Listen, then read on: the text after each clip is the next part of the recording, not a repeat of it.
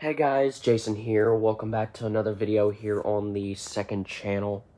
And welcome back to another episode of JoJo Yep. So, in today's episode, I'm going to be talking about, all caught up with JoJo. I just got all caught up. So I'm going to be talking about part 8, and then I'm also going to be talking about my thoughts on part 9 so far. And yeah. So, I'm also going to be doing another video pretty soon on JoJo and, like, my thoughts on the series in general. And, my thoughts on if I recommend that you should watch it or not. So, I'm just going to do that, and I'm just going to do that in another video. In this video, I'm going to be talking about part 8 and part 9. So, let's get into it. So, let's talk about part 8 first. So, we meet the main Joe. We meet, Josuke. And this is not the part 4 Josuke, but Josuke part 8. We also meet the female version of Koichi, Yasuho. Yasuho Hirose. And basically, from what we, basically from a lot of these characters that we meet in part 8, they're from the new universe, but they're counterparts of old characters from the old universe, and a lot of these characters are from part 4. So,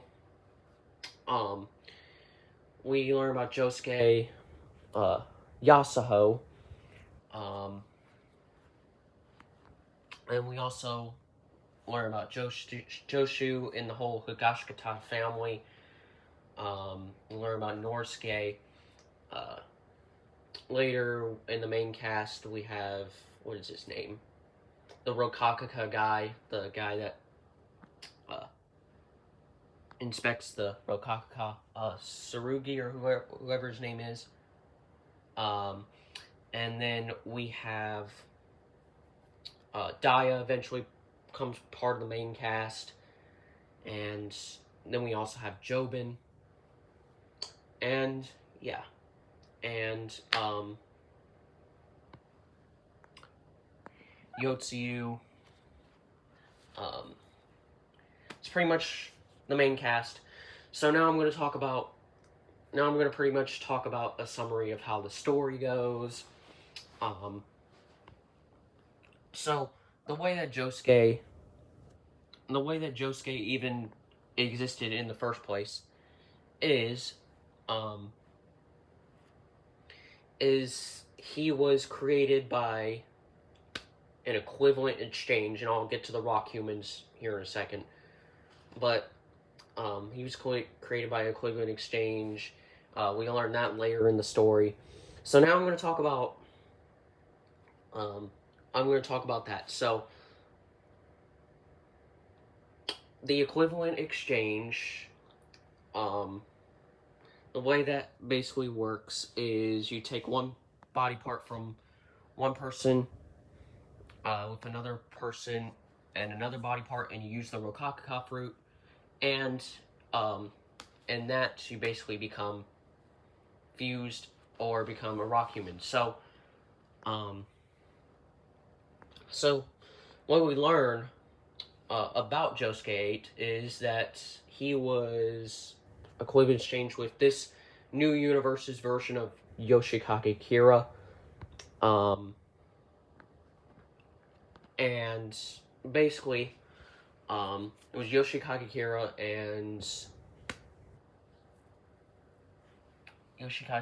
and Josefumi, which we learn is his real name. And they had this equivalent exchange, and that's how Josuke became Josuke. And we learn about how the Higashikata family is involved in the whole Rokakaka and the Rokakaka fruit. Learn all about that. I forgot to talk about the stands. So, first I'm going to talk about Josuke's stand is Salt and Wet, which allows him to use soap bubbles and trap soap bubbles into, I believe it's like certain objects, and do all sorts of things with them. Like he can trap sound in soap bubbles. It's a pretty cool stand.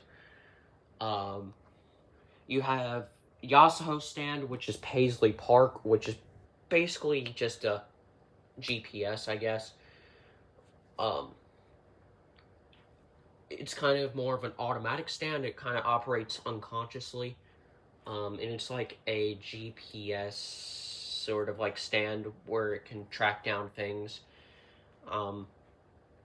It can manifest into certain items, so it can use people's phones and stuff like that. We have Jobin's stand, which is Speed King, I think it's called, and it allows him to basically manipulate temperature. I love Jobin's stand. Jobin's stand is really cool. It basically allows him to manipulate temperature of certain objects. And you have Joshu's stand. Then you have, then I'm going to talk about the other stands that we get to see in the park. So now I'm going to talk about some of the different arcs. So Paisley Park arc was one of my favorites in the first half of the park. I really like the Paisley Park arc. In the Dia stand, California King Bed, which I didn't really. That was kind of one of my least favorite arcs because I don't know. There was not really a point to that stand. It was like, oh, I can take whatever memories I want, but you can get your memories back if you step on my shadow. Like the way that, what was it? It was Josuke and Dia fighting, because she's like a blind and visually impaired character. I think she's like the only blind and visually impaired character we probably meet in the series. But she was kind of being stupid by explaining like how you can defeat the stand. Like, oh, well, I took away your memories, but you can get them back if you step on my shadow. But yeah, I didn't really like the fight. But we got to see that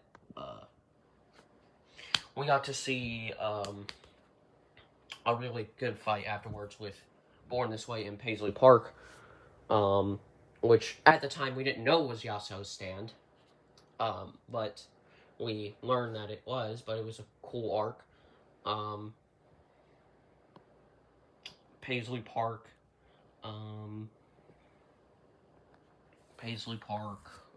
What else did I really like from the first half? Oh yeah, Shakedown Road, that was really cool. King Nothing, Norisuke's stand, which basically I think it's the stand that allows him to basically find anything through his sense of smell. I think it was. King Nothing, that's Norisuke's stand. And yeah, so what else is really good? Yep, and then the Speed King arc, and then we get to the arc that I love the most about this part. Vitamin C and Chumaki Damo. And dude, the arc is so cool because Damo as a character, he feels like a second main antagonist. Like, not trying to like discredit Toro or anything. We'll get to him later. But he's still just like, he's so unhinged.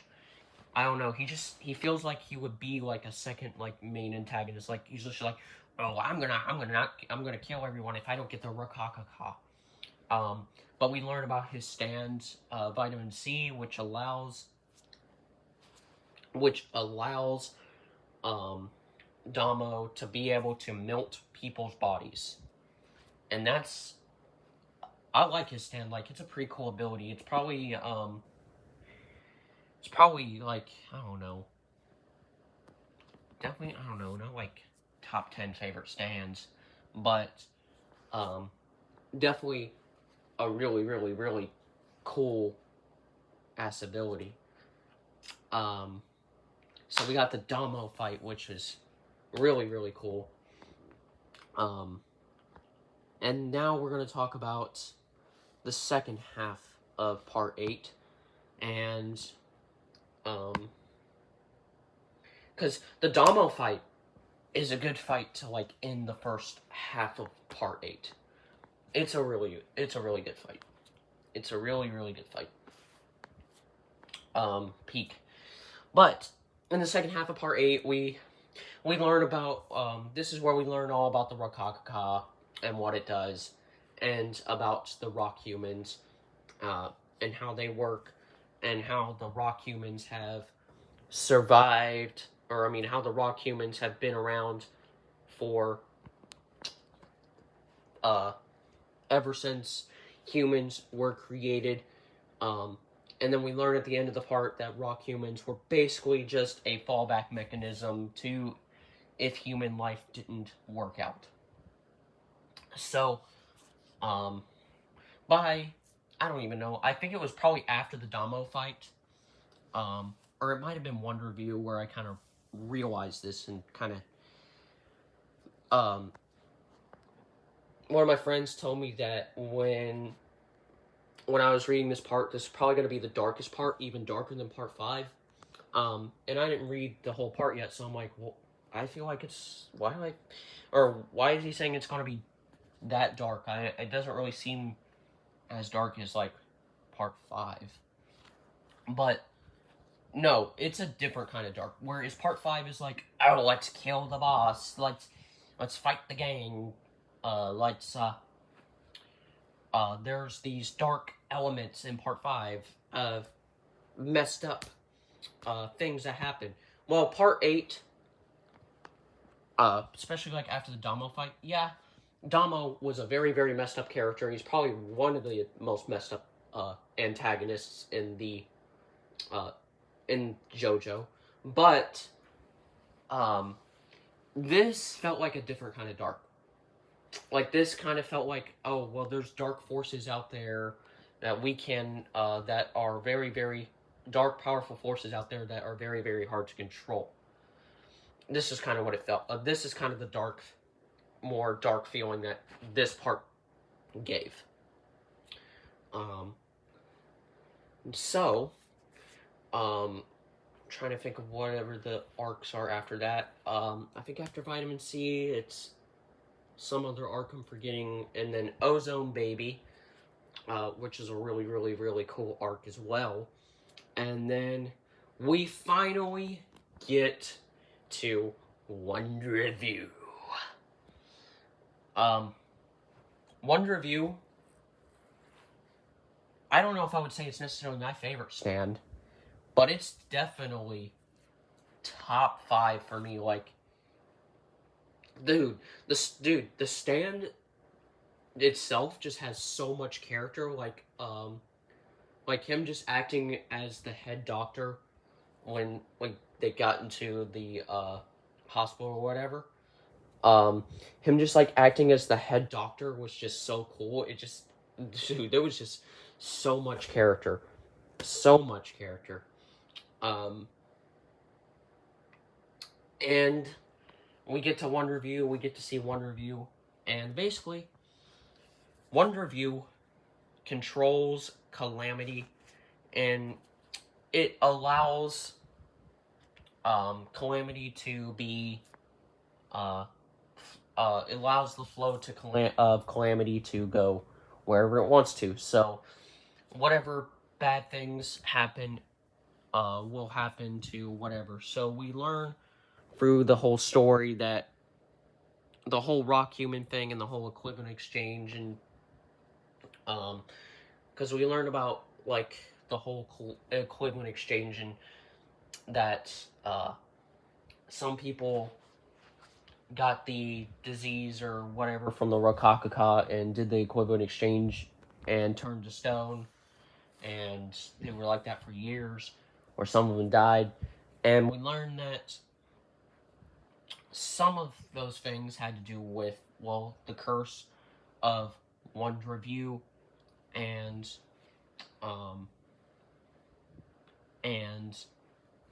the curse of that. And we also, oh yeah, and I forgot to mention throughout the part, we also get references to Steel Ball Run, and we also get a flashback from Lucy Steele too at the end of this part, so that's pretty cool. So we get one review. Fight was peak. And then Toro gets introduced. Now, okay, so here's the thing about Toro.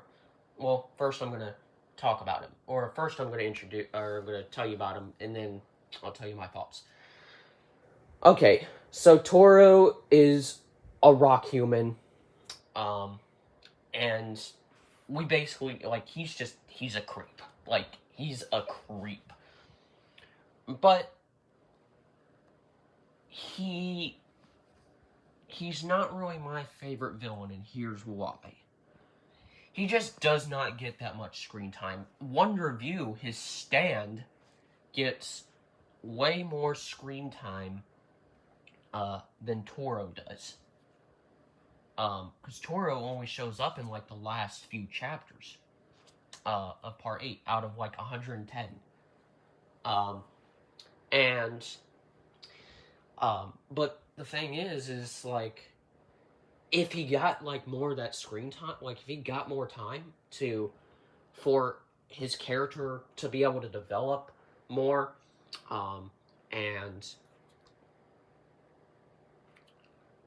if he got, like, that, then he probably would actually become one of my favorite villains, because he is just creepy. He's scary. Like, yeah, like, Toro is just something else. But it's not like, there's not, like, any foreshadowing to him anywhere in the part. There's not, like, anything that really foreshadows him. He just kind of just shows up, and is like, oh, yep, I'm the final boss. I'm the villain. I'm the main antagonist. Like, there's just no foreshadowing like there is in, like, practically all the other parts, whereas Part 5, they were trying to figure out the boss's identity, and then they learned about Diablo. Part 7, Funny Valentine was the president, so, he just showed up throughout the whole part. And probably the part that I could really compare it to, where there wasn't a lot of foreshadowing, was Part 4 with Kira, because, yes, in the anime, we got to see that little clip in the first episode of Kira, but I heard, like, in the manga, that never happened, and Kira didn't show up until, like, the second half of the part. But it still wasn't really as bad as Toro, where he only showed up in, like, the last, I think, like, 20 chapters. Last 10 or 20 chapters. So, where it was Part 7, it's like, oh, well, you know, they're trying to fight, or they know that Funny Valentine is the president, and then eventually we know what his true nature is. And then Part 5, it's like, oh, well, they're, the whole gang is trying to figure out the boss's identity. Part 3, it's like, we're trying to find out where Dio is. We know who Dio is, but we're trying to figure out where he is. Part 6 is kind of the same thing with Poochie. And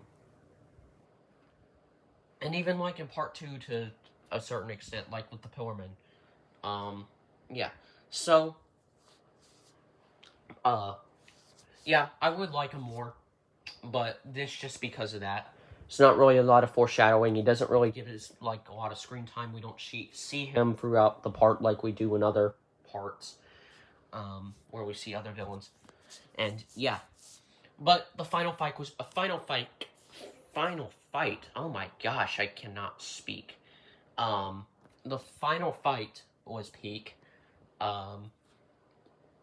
Except for, I did like how Josuke, like, used his soap bubbles and just completely just stopped the flow of calamity and just, boom, defeated one review. And I like the idea of Go Beyond and, like, how Josuke got infinite spin. But I don't really like how he just, oh, well, boom, he just mastered it, like, throughout the whole fight. I mean, I'd probably understand it more if I watched, like, a video about it or something to see what other people's opinions are. But from what I believe, like, Go Beyond, like, in the fight itself was cool. I just don't really understand, like, oh, well, he used his soap bubbles and he deflected it or whatever, and then, boom, the soap bubbles turned into infinite spin, and now you could use the infinite rotation of Go Beyond. But at the same time, it's like,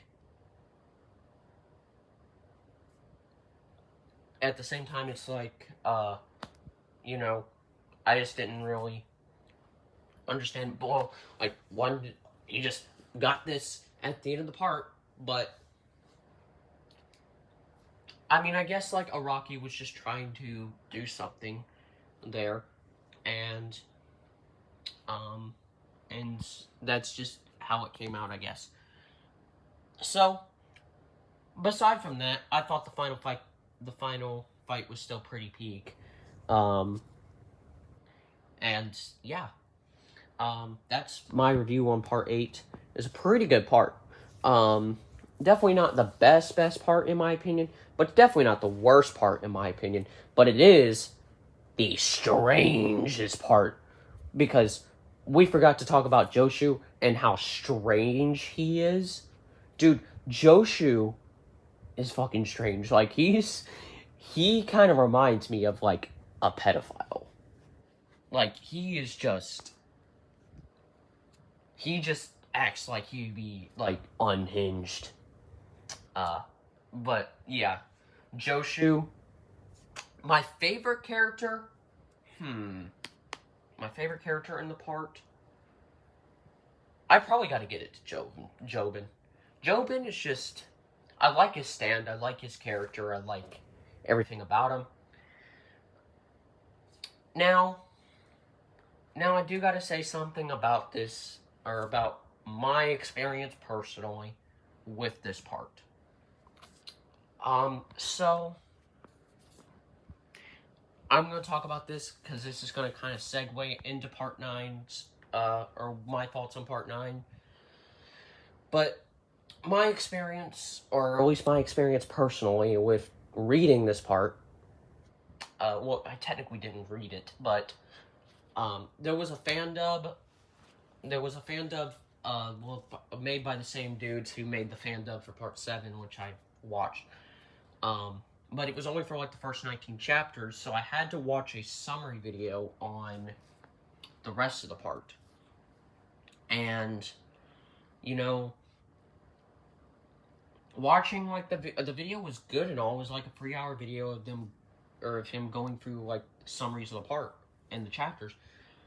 But I didn't get, like, all the good, like, I didn't get all the dialogue or, like, the experience of reading the manga, because I really can't read the manga because I don't really know of an accessible way to read the manga, since I'm blind. But maybe eventually I could just try to figure one out and maybe just reread the part, but for now, I just watched the summary video.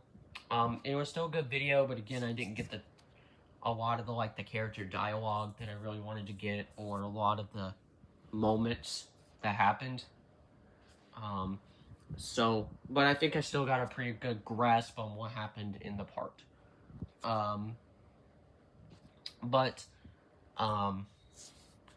Again, I did get the part where it's like, I don't like large fries, but I don't like large chicken. Alright, I like large fries, but I don't like fried chicken. Or however that goes. I did at least get that part. So that was fun. But, other than that, I wish there was a way I could read the part. But, yeah. And I guess that leads me to part 9. So, part 9, there was like a 4-chapter, or I believe it was 5 chapters, that they did a fan dub, so I watched that. I watched that fan dub, and then I had to watch chapter reviews of the rest of the chapters. Up until, well, chapter 25, and then, I was there when chapter 26 came out. But I watched the chapter reviews. They were pretty good. I had to watch videos from Hamon well, I'm starting to watch X-Fort's chapter reviews, because he does, he goes into a little bit more detail of what happens, but it's not really as good as, reading a part or watching a dub. Like, yes, I probably do get more details by doing that than just watching a little summary video like I did for part 8, but also, I probably don't get too many other, details either. But, let's talk about part 9. Part 9 is probably one of my favorite parts so far. I was just gonna make sure I was still recording. Part 9 is probably one of my favorite parts so far. I'm gonna talk about probably my favorite character in part 9 so far is Dragona. She's just, I don't know, she's just pretty cool. Just like her. I like her stand, smooth operators. And then we got JoJo, which he is the most fucking unhinged Joe that we have seen so far in JoJo. Like, I remember, I think it was like at the beginning, I don't remember what chapter it was, but it was when they were on the bus. It was when they were, like, on a bus, and, what was it, Dragona was getting bullied by some kids or whatever, and then JoJo just comes and just fucking starts a fire to the whole bus, and then just eventually just puts it out. JoJo is just, he's unhinged. And actually, did you know an interesting fact? JoJo, forget what language, I think it was in Spanish, or something like that. JoJo actually means fucked up. So, I mean, he is fucked up. He is fucked up. But, and the reason why he's actually called JoJo is because, in Part 9's new universe, he is the son of Dio, like, because Part 9 pretty much is Part 5 of the old universe. Or Part 9 is the new universe equivalent to Part 5. But Part 9 takes place later. Part 8, just like Part 7 was the equivalent in the new universe to Part 1. Part 8, I'm not entirely sure. It seems like it's a lot of it's Part 2, or a lot of the elements from the old universe come from Part 2, because the Rock Humans are basically the Pillar Men of the new universe, and then part 4 from some of the references to some of the characters.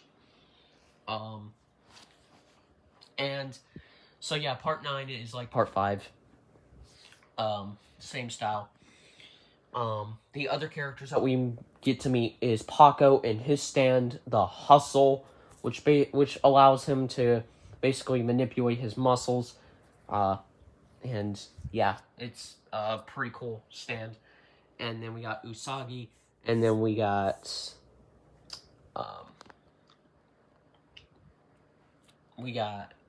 who else do we got? We got the principal from the school or whatever. Whatever her name is. I forgot what her name is. But, oh yeah, in the JoJo stand is November Rain, which I like the stand. It allows him to basically use raindrops, and that's what he, because the whole bus thing that happened is basically where JoJo and Dragona learned how to use their stands, because JoJo used November Rain to actually, like, start that fire.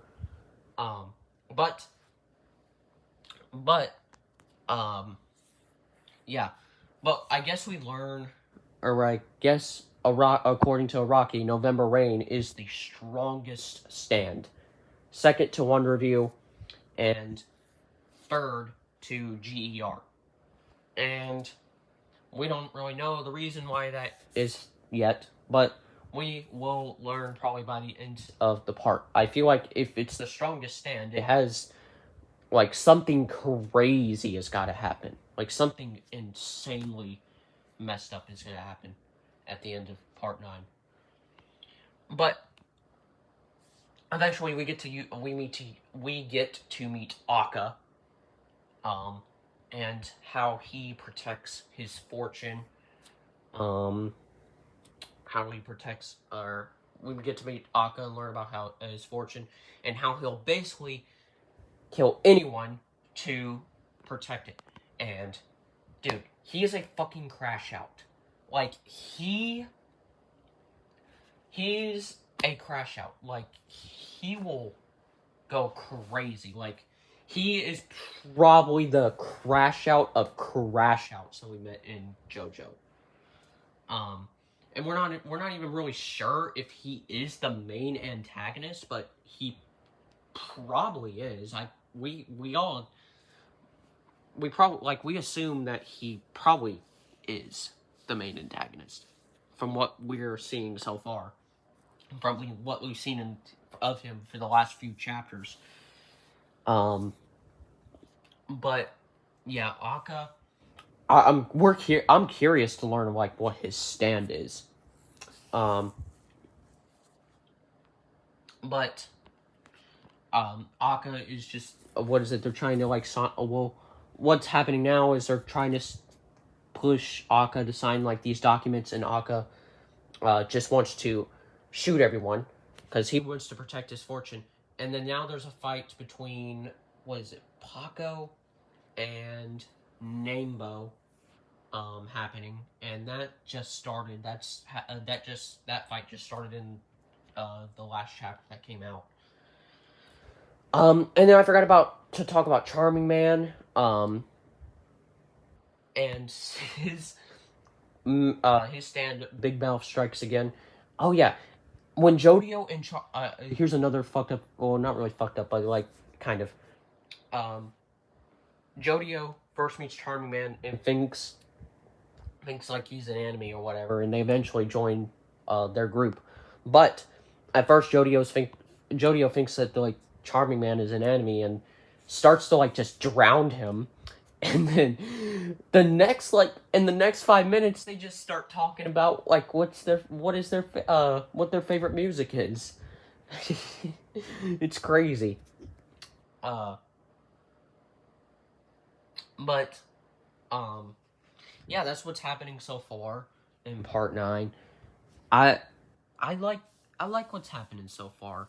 I can't wait to see how the fight between Paco and Nambo and what more of Akka, and we get to see more Akka.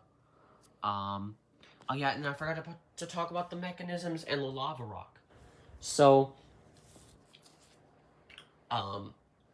we learn about how the mechanisms work and how the lava rock can attach to, or how the lava rock can control whatever these mechanisms are. Because the lava rock, basically, if you hold something up to it, it will travel to, or that object will travel to you. It will direct that fortune to you, because the lava rock basically allows you to become rich or have wealth and a fortune. So, where it's kind of the opposite of Wonder View, because Wonder View would direct calamity, the flow of calamity to you, whereas the lava rock will direct the flow of health, or of, oh my gosh, I cannot talk. Let me say that sentence one more time. Wonder View directs the flow of calamity to you, where the lava rock directs the flow of wealth to you. Okay. Now I think I pretty much explained the lava rock. So, that's what the lava rock does. And yeah. So, I'm really liking part 9 so far. And I can't wait to see what happens with Akka and what we get to see more of him, when we get to see more of him in the next chapter. And maybe eventually we'll find out what his stand is. I don't know when we're going to find that out. Maybe we'll find out he's actually the main antagonist, which I think he is. And I can't wait to see how this part ends. I mean, if November Rain is quote-unquote the strongest stand, then something insane has got to happen to end this part. So yeah, that's my part 8 review. That's also my thoughts on part 9 and how I believe part 9 is going so far. And part 9, actually, if it stays good enough, it might actually become one of my favorite parts of JoJo. We'll just have to see how it ends and see where it goes from there. But, with that said, that was my part 8 and part 9 reviews. And, I will do my video soon on if you should watch the JoJo, what's the word I'm looking for? Immerse yourself in the JoJo universe. Should you immerse yourself in the JoJo universe? Is JoJo for everybody? And I'll share my opinion on that. And the next video. So if you liked the video, give it a thumbs up, leave a comment, subscribe to the channel, and I'll see you guys in the next one. Bye.